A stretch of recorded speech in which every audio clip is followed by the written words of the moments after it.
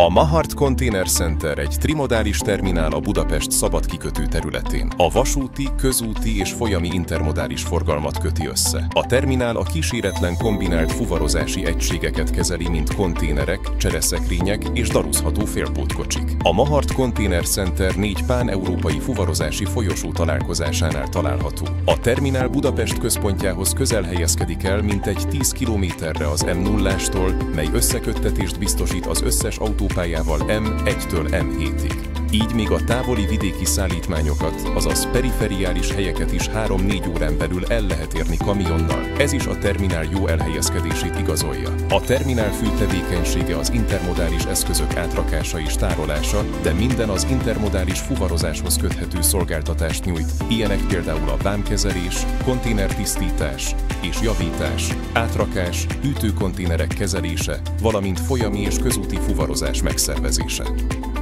Az Interrexie Access Mile nevű projektje pontosan az imént felsorolt problémák megoldásában segít. A periferiális területek last mile megközelítését segíti a fő TEN-T árufuvarozási csomópontokhoz, a területi kohézió erősítésével, innovatív informatikai megoldásokkal, közös pilot actionökkel tesztelve. Az Access Mile egyik kulcs témája a járműfoglalási rendszerek, valamint a termináli folyamat menedzsment fejlesztése a számítástechnika segítségével. A projekt megvalósításáért a kamionok parkolási lehetőségének biztosítása érdekében a Mahart Container Center dedikált besoroló parkoló területet bérel a Budapest szabad kikötőtől. A kamionok ezentúl csak itt várakozhatnak, a logisztikai központ útjain parkoló kamionokat elküldik.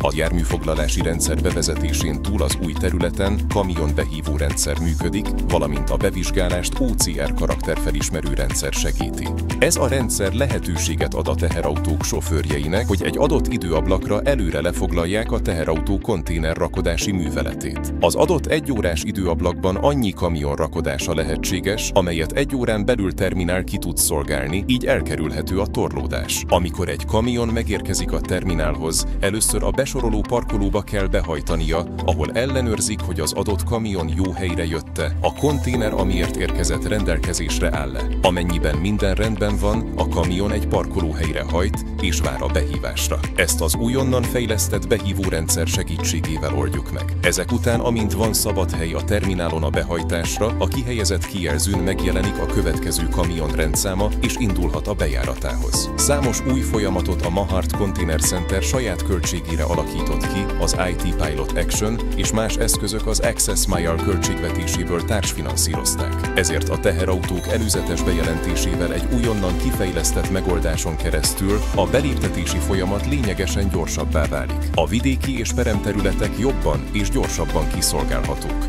Az Access Mile projekt keretében végrehajtott fejlesztések elősegítik a Mahart Container Center által megfogalmazott jövőképet és küldetést. A Mahart Container Center új IT fejlesztésekkel javítja a kamionok rakodási folyamatait. Termináli műveletek finom hangolása, a hosszú kamionsorok elkerülése és a kamionok fordulási idejének jelentős csökkentése érdekében, elkerülve a vidéki és peremterületek versenyhátrányát.